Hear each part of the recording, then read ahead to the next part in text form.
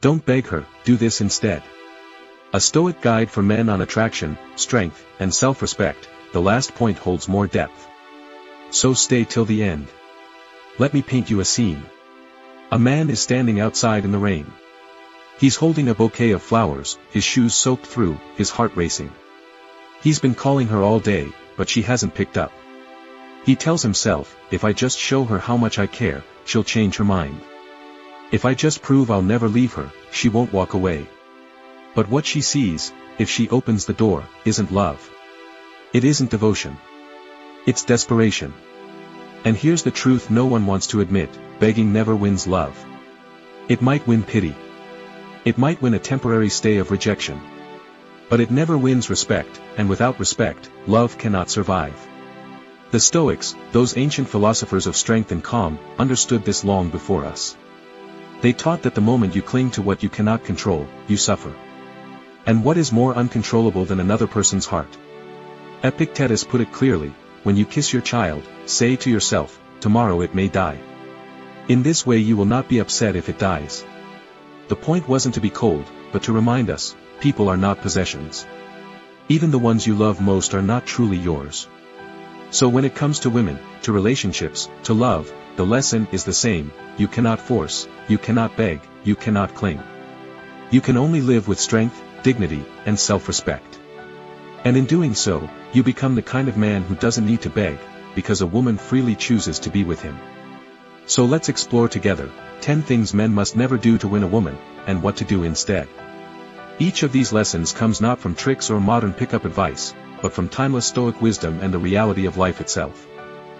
1. Don't fawn over her. Let me tell you about David. David was a kind man.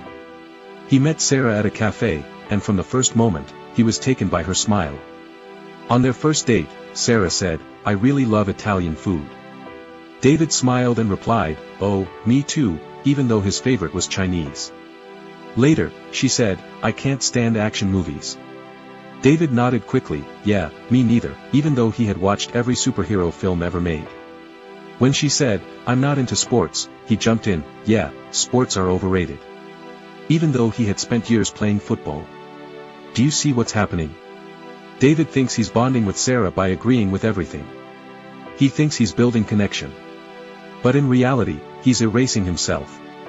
And here's what happened, after a few dates, Sarah told him, you're really nice, but I don't feel a spark. Why? Because he was too nice. He was too agreeable. He became invisible. The Stoics would say David was enslaved by opinion.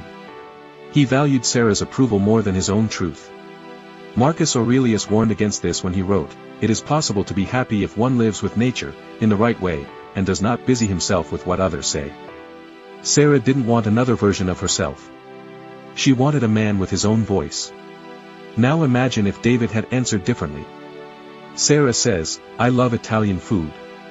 He smiles, that's great, I actually prefer Chinese, but maybe you'll convert me. That response is playful, honest, and confident. It shows that he has his own tastes. A man who fawns loses himself. A man who stands calmly in his own truth keeps his dignity, and dignity is magnetic. Lesson, don't erase yourself to win her.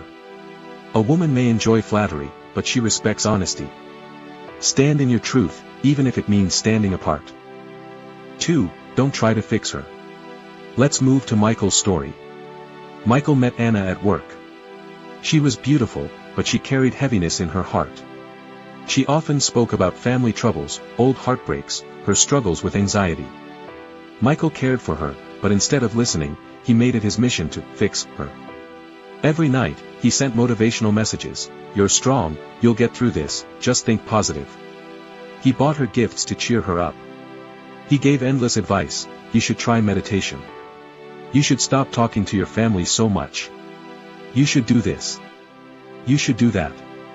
But Anna didn't feel supported. She felt smothered.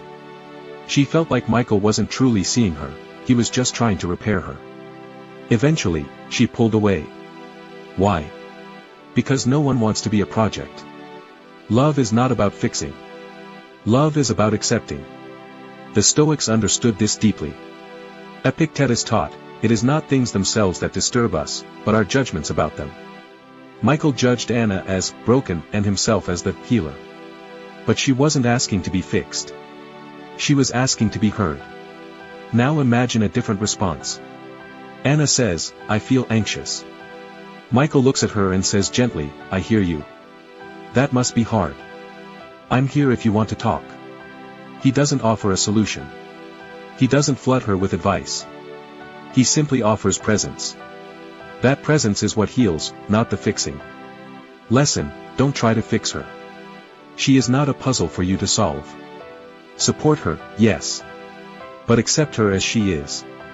That acceptance is the soil where real connection grows. 3. Don't overcommunicate. Now let's talk about Jason. Jason started dating Emily, and he was thrilled. She was beautiful, funny, and kind. But Jason's excitement quickly turned into obsession. He texted her every hour. Good morning. What are you doing? Did you eat? How's work? If she didn't reply within minutes, he sent another message, are you okay? Did I say something wrong? At first, Emily found it sweet. But within weeks, she felt suffocated. She told her friends, he's nice, but it's too much. He doesn't give me space. Jason thought constant communication meant love. But in truth, it showed insecurity. It revealed that he had no life beyond her. The Stoics remind us that silence is powerful.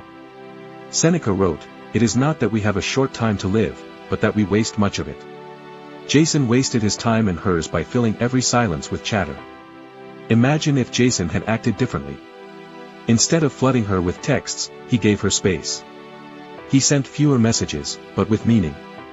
Instead of, what are you doing, 10 times, he sent, I just finished reading a book I think you'd love. Can I tell you about it later? That message carries substance. It invites connection. It doesn't demand attention. Lesson, don't overcommunicate. Value silence. When you speak, speak with purpose. And above all, have a life so full that she wants to join it, not one that waits for her every text. 4. Don't act desperate. Desperation is the silent killer of attraction. Let's see how it played out for Daniel. Daniel was dating Laura. Things were going well, but Daniel lived in constant fear of losing her. If she didn't text back quickly, he panicked. If she said she was busy, he begged, please, just a few minutes. Please, don't leave me hanging. One night, Laura told him she was tired and needed space. Daniel showed up at her house uninvited with flowers. He thought he was being romantic. But Laura saw desperation. Within a month, she ended it. Here's why, desperation shifts the balance of power. It tells her, my worth depends on you. That's not attractive, it's heavy. The Stoics warned against this attachment.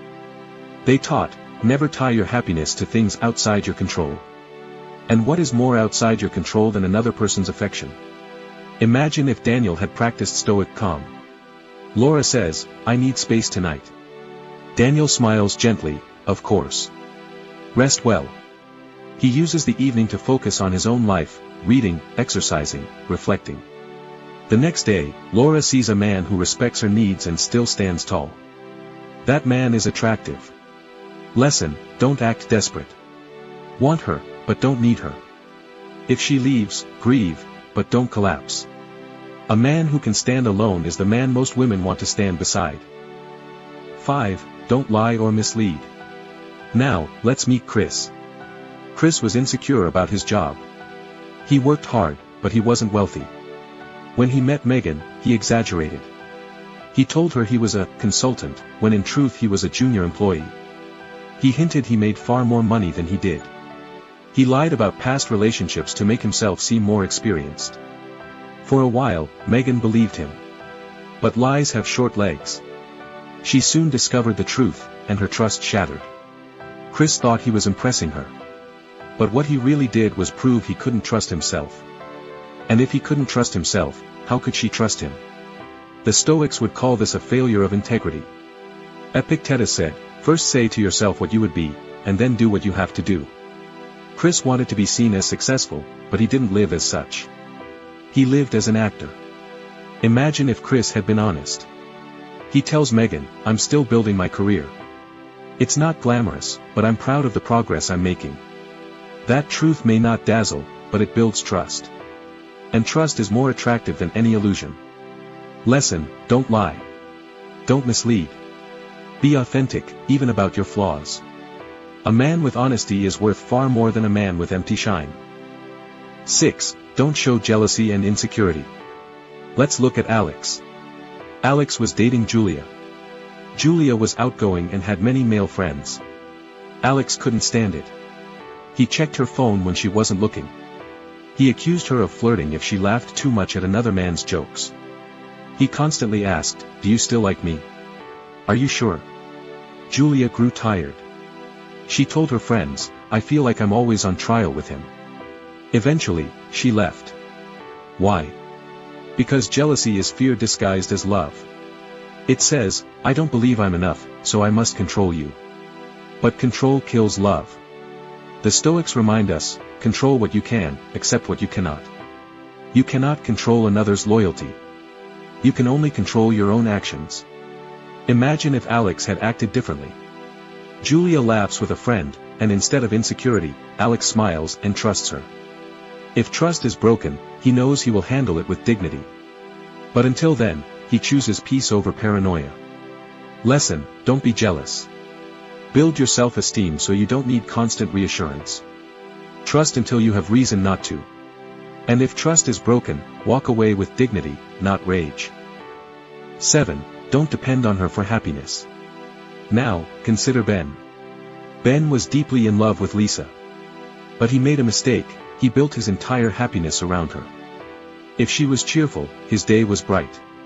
If she was moody, his world collapsed. He had no hobbies, no friendships, no passions outside of her. At first, Lisa enjoyed the attention. But soon, it became heavy. She told him, "I feel like I'm responsible for your emotions. I can't breathe." And she left. The Stoics would say Ben gave away his inner citadel. He handed the keys to his happiness to someone else. Marcus Aurelius wrote, "The happiness of your life depends upon the quality of your thoughts, not on the moods of another person." Imagine if Ben had lived differently. He loved Lisa deeply, but he also nurtured his passions: music, fitness, friendships. When Lisa was sad, he supported her, but he didn't collapse with her. His happiness was rooted inside, not borrowed from her. Lesson: don't depend on her for joy. Fill your life with purpose, gratitude, and growth. Enter a relationship as a whole man, not a half looking for completion. 8. Don't rush the process. Now let's meet Ryan. Ryan met Chloe, and within 2 weeks, he was talking about marriage. He pressured her for commitment. "Where is this going? Do you see a future with me? Are we exclusive yet?" Chloe, overwhelmed, pulled back. She told him, "You're a good guy, but you're moving too fast. I need time." Ryan's impatience ruined what could have been. The Stoics practiced patience. They knew that time reveals truth. Seneca said, "Time discovers truth." Rushing is often a form of fear, the fear of uncertainty. Imagine if Ryan had slowed down. Instead of demanding answers, he let the bond unfold. He spent time learning Chloe's values, her dreams, her character. Slowly, trust built. And with trust, commitment grew naturally. Lesson: don't rush love. Be patient. Let time do its work. What is real will grow stronger with patience, not pressure.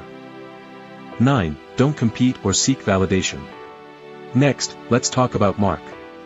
Mark was dating Sophia, who had a successful ex. Mark constantly compared himself. "Am I better than him? Do you think I'm more successful? Do you miss what you had?" He also showed off online, posting pictures of expensive dinners, tagging Sophia to prove he was a great boyfriend. He thought he was impressing her. In truth, he was performing for validation. Sophia grew tired. She didn't want a man competing with ghosts. She wanted a man secure in himself. The Stoics remind us, never measure yourself by others. Epictetus said, "If you want to improve, be content to be thought foolish and stupid." In other words, stop chasing comparison. Focus on your own virtue. Imagine if Mark had been different. Instead of competing, he lived with quiet strength. He didn't compare himself to Sophia's past. He focused on being consistent, kind, and virtuous in the present. Sophia didn't need a show, she needed a steady partner. Lesson: don't compete for validation. Don't perform for approval. Build your worth from within. Strength doesn't shout, it simply stands. 10. Don't ignore your own virtue. Finally, let's talk about Paul. Paul wanted to impress Rachel. So he compromised his values. He lied about his past. He agreed to things he didn't believe in. He even betrayed his friends to spend more time with her. But over time, Rachel saw through it. She told him, "I don't know who you really are." And she left. Paul thought love was worth betraying his principles. But in doing so, he lost himself, and her. The Stoics would call this the greatest failure. For what is a man without virtue? Marcus Aurelius wrote, "Waste no more time arguing what a good man should be. Be one." Imagine if Paul had stood in his values. If he had said, "This is who I am. This is what I believe. You may accept me or not." Even if Rachel walked away, he would still have his soul intact. And paradoxically, that strength is what most women respect most.